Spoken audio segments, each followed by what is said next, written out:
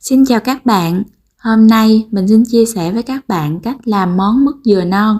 Mứt dừa non có hương vị dẻo, thơm, béo, ngọt, là món mứt thường có trong mâm bánh mứt của rất nhiều gia đình trong dịp Tết cổ truyền và được rất nhiều người ưa thích.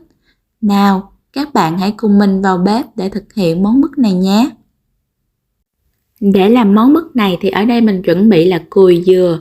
Cùi dừa này mình mua ở chỗ người bán nước dừa tươi, người ta nạo lấy cái phần cùi ra người ta bán cho mình theo ký. Đường cát trắng, một ít muối, một ít màu và vani. Nếu các bạn không thích thì mình không sử dụng vani cũng được.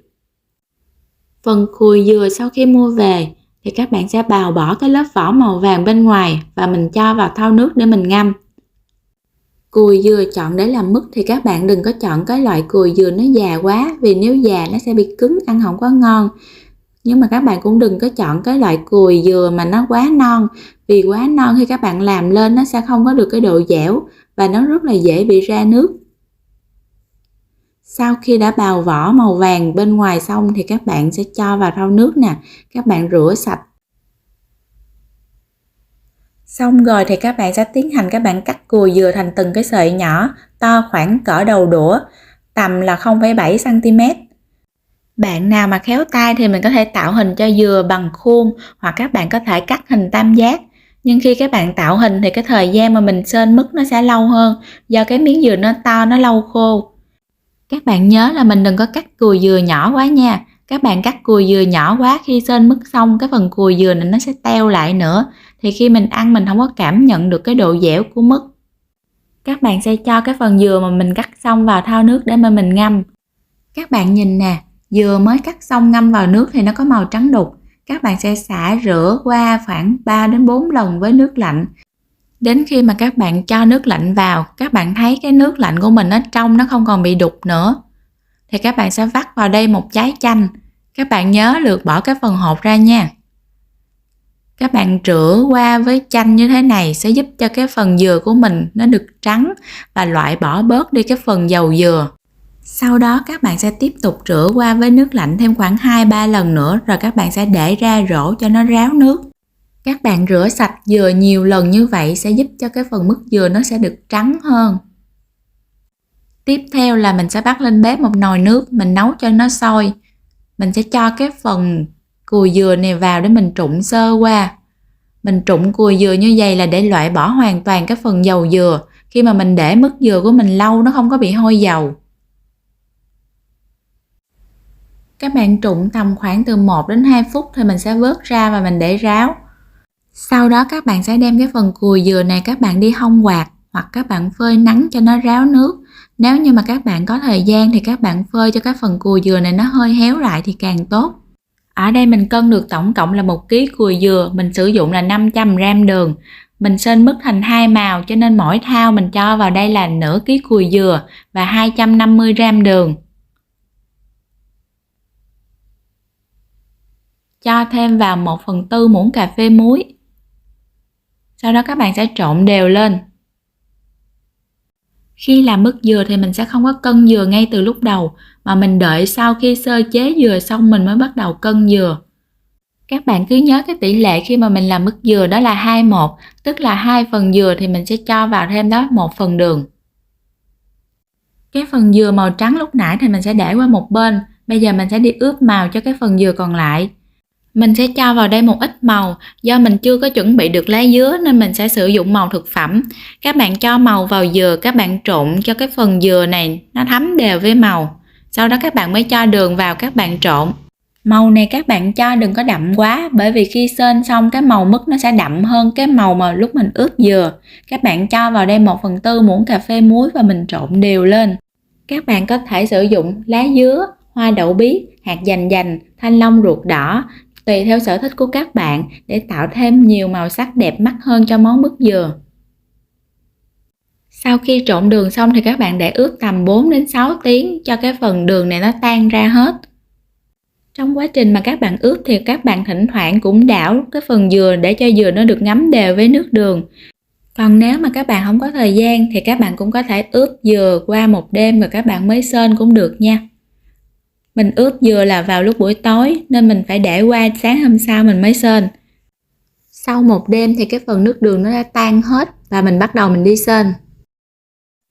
Các bạn bắt lên bếp một cái chảo và mình cho cái phần nước đường vào, mình sên trước. Các bạn mở lửa để cho cái phần nước đường này nó sôi lên, chờ cái phần nước đường nó hơi sệt lại thì các bạn sẽ cho cái phần dừa vào mình sên. Các bạn cho cái phần nước đường vào các bạn sên trước sẽ rút ngắn đi cái thời gian sên mứt của mình. Khi mà cho cái dừa vào sên thì các bạn mở lửa vừa thôi nha, các bạn sên.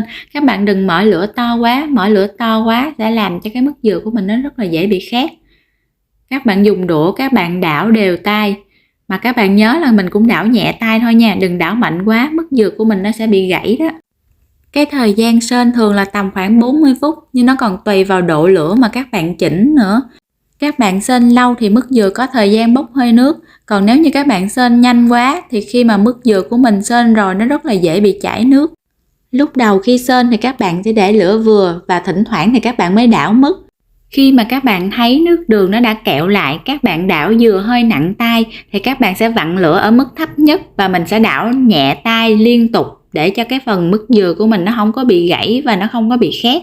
Các bạn đảo đều tay liên tục như vậy đến khi mà các bạn thấy cái vành chảo nó đã kết tinh đường.